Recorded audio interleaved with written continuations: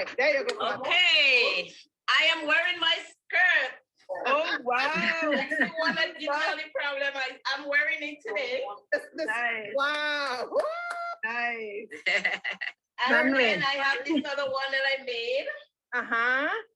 Very nice. I have my bag and I have my little purse to go with it. You see what I'm saying? Oh, that's what I'm talking about. Okay. I just want to say, thank you, Chili's, for all your patience, for your hard work. I mean, and especially the videos.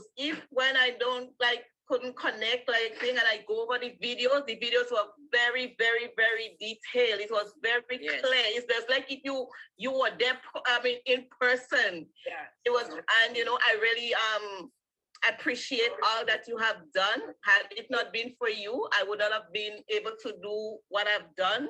And I'm so thankful. I thank God for the friends, like everybody else, we connect together. We could call it, not really call because we don't have each other's number, but when we and say, such and such, and we all get help, so I just thank God for the group. I thank God for everyone, even though I wouldn't be able to go through the other.